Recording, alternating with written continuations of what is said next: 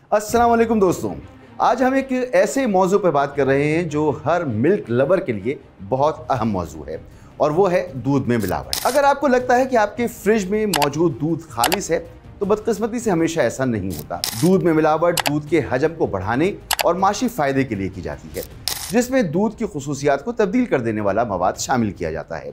अगर आपको इसमें कोई ख़तरा महसूस नहीं होता तो होशियार हो जाइए, क्योंकि अगले चंद मिनटों में आपकी आंखें खुलने वाली हैं। मिलावट में सबसे पहले नंबर आता है पानी का। दूध में पानी मिलाने से इसकी ग़िज़ाइयत कम हो जाती है और अगर पानी साफ ना हो तो दूध शदीद आलूदा हो जाता है।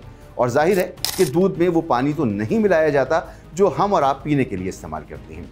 अमूमी तौर पर इसमें वो पानी मिलाया जाता है जो आपके नल से आता है, जिसके लिए खुद हमारी हुकूमतें ये कहती हैं कि ये पानी पीने के काबिल नहीं होता। मुख्तसर ये कि इस पानी में माइक्रोबायल कंटामिनेशन होती है, आर्सेनिक कंटामिनेशन होती है, हैवी मेटल कंटामिनेशन होती है और यहीं से कैंसर और नर्वस सिस्टम को तबाह कर देने वाली बीमारियों का खतरा शुरू हो जाता है। और फिर आप जानते हैं कि गटर के पानी का हमारे टैप वाटर में मिल जाना कोई अनहोनी बात नहीं होती। और जहां दूध में नहरों का पानी मिलाया जाता है वहां तो आप जानते हैं कि हमारी नहरों में गंदे नाले गिरते हैं, मरे हुए जानवर होते हैं, फैक्ट्रियों का आलूदा पानी उन्हीं नहरों में डाला जाता है और कुल मिला के पेट की बीमारियों से लेकर जिगर, कैंसर, नर्वस सिस्टम के मसाइल का खतरा यहाँ से बतदरीज शुरू हो जाता है। दूध में पानी की मिलावट से दूध की मिकदार तो बढ़ जाती है, लेकिन यहाँ होता क्या है कि दूध पतला हो जाता है और यहीं से एंट्री होती है यूरिया की, क्योंकि ये यूरिया है जो पानी मिले दूध को दोबारा से प्रोटीन से भरपूर दिखाने की सलाहियत रखता है। ये इंसानी सेहत के लिए जहर जैसा तो होता है, मगर दूध में क्रीमी इफेक्ट देता है और आपको लगता है जैसे आपके हाथ में दूध का ये गिलास फुल क्रीम मिल्क है। यूरिया दूध में क्रीमी इफेक्ट तो देता है, मगर ये इफेक्ट सिर्फ नजर आता है, फिजिकली इसको महसूस नहीं किया जा सकता। तो इसके लिए इसमें स्टार्च पाउडर इस्तेमाल किया जाता है, जिससे दूध न सिर्फ फिजिकली गाढ़ा महसूस होता है बल्कि इस पर बलाई भी बहुत अच्छी आती है और आपको ये लगता है कि जैसे जो दूध आप इस्तेमाल कर रहे हैं ये असली है और मिलावट से पाक है और बेहतरीन दूध है। यहीं पर कहानी ख़त्म नहीं होती। इस दूध के गिलास को अभी आप साइड पर रख दें, क्योंकि इसमें और भी कुछ हो सकता है जो इसको आपके लिए मज़ीद दिलकश बना रहा है। क्योंकि यहीं गवाले भाई साहब के लिए एक और मसला पैदा हो गया है और वो ये कि अब तक जो कारस्तानी वो दिखा चुके हैं इससे दूध की रंगत कुछ मान पड़ गई है, लेकिन गवाले भाई के पास इसका हल भी मौजूद होता है और यहीं से एंट्री होती है डिटर्जेंट की। डिटर्जेंट ना सिर्फ आपके कपड़ों को उजला बनाता है बल्कि दूध की रंगत को भी निखार देता है। एक बर्तन से दूसरे बर्तन में दूध को मुंतकिल करते वक्त जो झाग बनता है और कतरे देर तक रहता है वो भी इसी डिटर्जेंट का कमाल होता है। अब आप तसव्वुर करें कि जिस डिटर्जेंट से आप अपने कपड़े धोते हैं, अपने घर की सफाई करते हैं, उस डिटर्जेंट को हम दूध में मिलाएंगे तो फिर इस दूध का क्या बनेगा। एक और अहम मरहला दूध की एक जगह से दूसरी जगह मुंतकली है। इस दौरान रेफ्रिजरेशन, हमारे मुल्क में आपको पता है कि जो गाड़ियाँ दूध सप्लाई करती हैं उनमें ऐसा कोई निज़ाम मौजूद नहीं होता, तो ऐसे ही सूरत में दूध ख़राब होने का अंदेशा होता है। तो इसका हल यह है कि दूध में फॉर्मेलिन मिला दिया जाए, जो दूध में हर तरह की ज़िंदगी को ख़त्म कर दे और दूध वाले भाई रेफ्रिजरेशन के ख़तरे से बच जाएं। गर्म मौसम में भी अपने मेटल के डब्बों में इन दूध को डालें और घंटों की मुसाफत तय करके मंडियों और दुकानों तक पहुंचाएं और इसमें उन्हें कोई मसला पेश ना आए और दूध ठीक रहे। ये फॉर्मेलिन क्या चीज़ है? फॉर्मेलिन एक प्रिजर्वेटिव होता है जो दूध की शेल्फ लाइफ को बढ़ा देता है, लेकिन ये जहरीला और कैंसर पैदा कर देने वाला है। अगरचे टेस्ट किट के बगैर इसका पता लगाना बहुत मुश्किल है, लेकिन उस दूध से होशियार रहें जो आसानी से ख़राब ना हो।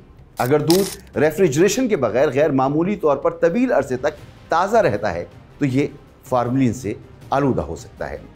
मिलावट शुदा दूध पेट के मामूली मसाइल से लेकर सांस, गुर्दे के नुकसान और कैंसर जैसे संगीन खतरात का सबब बन सकता है। दोस्तों, ये लालच और हिर्स का धंधा है और बहुत गंदा धंधा है।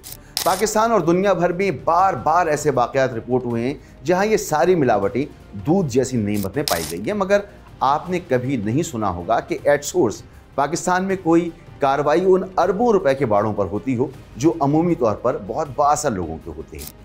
यहाँ काम करने वालों का कोई मेडिकल नहीं होता, हो सकता है उनको कोई कम्युनिकेबल डिजीज़ हो जैसे हेपेटाइटिस या एड्स वगैरह, और यही अमल दुकानों तक जारी रहता है। ना जाने कितने हाथों से ये दूध निकलता है और इसमें क्या क्या कुछ शामिल होता है। दोस्तों 2011 में फॉर्मलिन का स्कैंडल पाकिस्तान के मुख्तलिफ इलाकों में सामने आया था।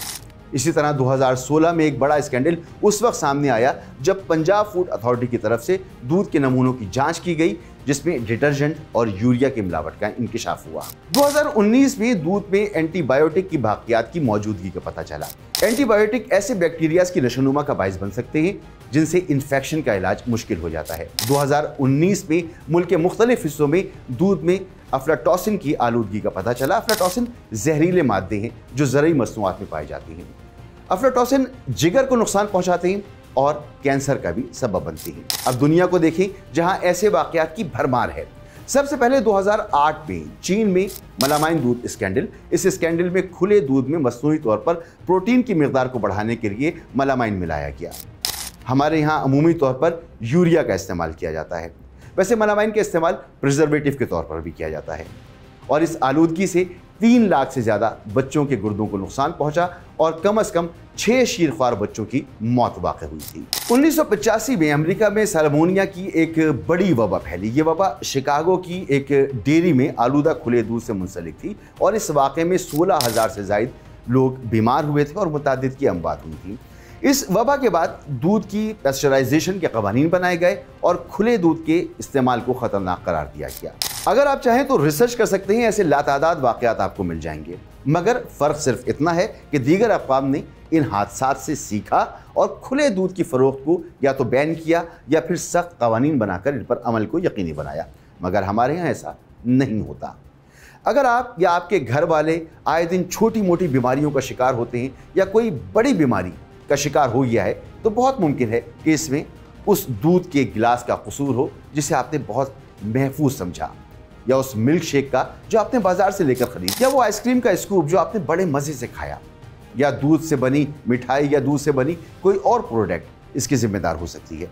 मगर इसका यह मतलब हरगिज़ नहीं कि खुला दूध या खुले दूध से बनी हुई कोई भी प्रोडक्ट आप खाना छोड़ दें।